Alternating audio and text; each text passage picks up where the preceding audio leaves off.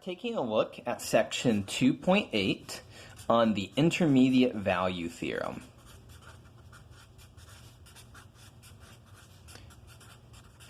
To motivate this section, let's have a discussion about traveling, functions that describe traveling.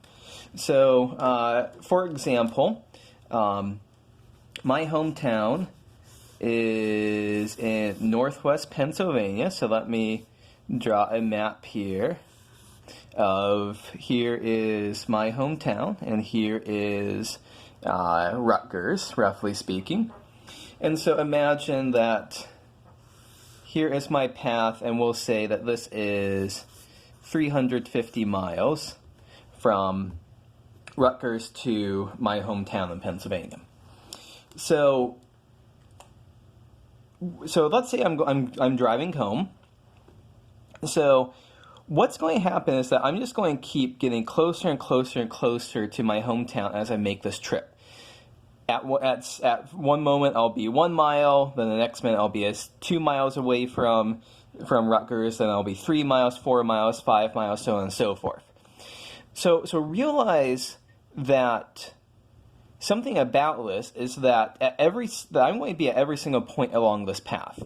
That it's impossible for me to be in a situation in which at one moment I'm 100 miles away from Rutgers, and then the next split second I'm 200 miles away from Rutgers without having gone through anything in between.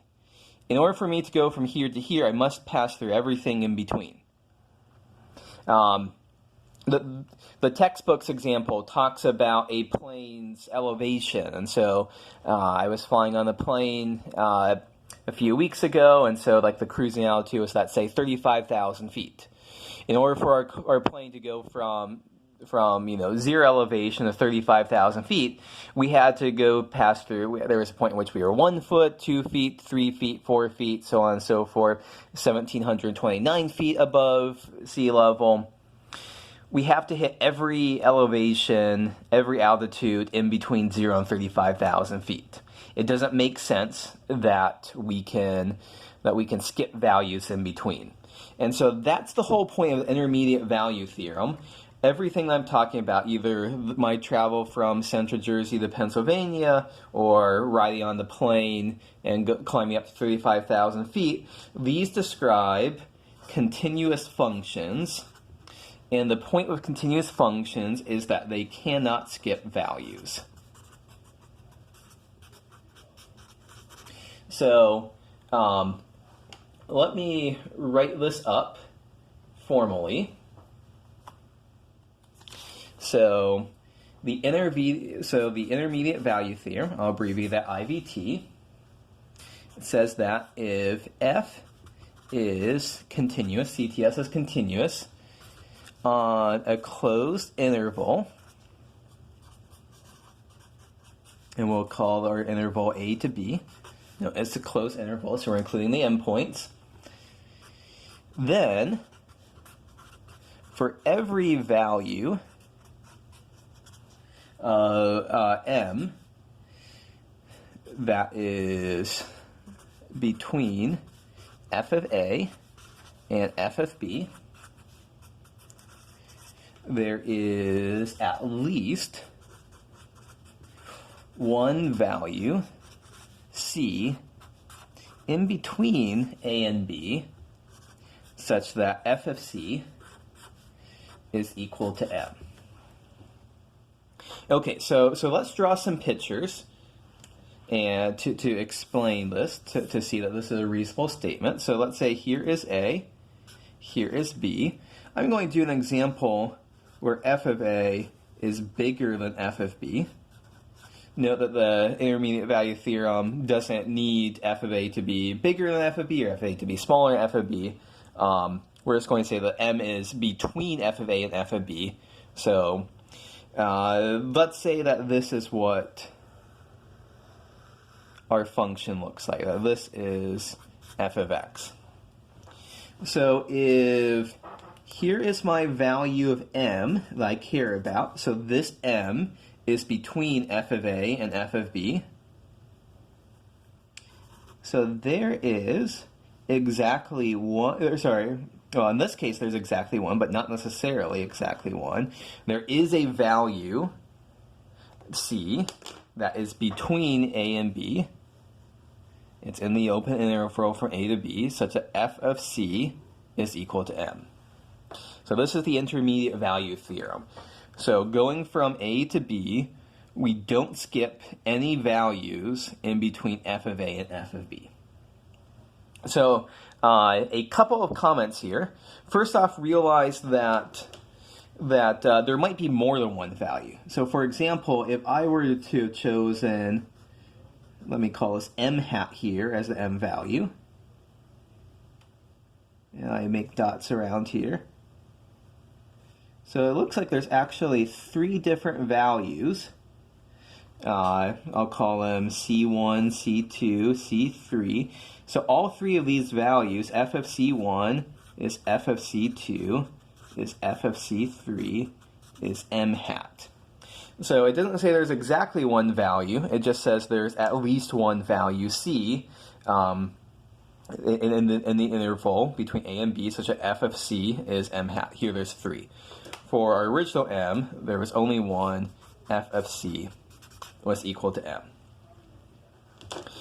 So to finish off this video, let me just comment here on the importance of assuming that f is continuous. So this conclusion, the intermediate value theorem, the conclusion that we can find that we don't skip values is not necessarily true if we don't have a continuous function. So as an example of that, let's consider the floor function, or the book would sometimes call it the greatest integer function here. So the floor function, remember, just we work on this in classwork assignments. It's you just round down whatever you have. So the graph of the function. So let's see, 1, 2, 3. So it looks like that open interval there. So anything less than between 0 and 1, but less than 1 is going to be the floor of that will be 0. Then at 1, the floor of 1 is 1. The floor of 1.5 is 1. The floor of 1.99 is 1. But the floor of 2 is 2.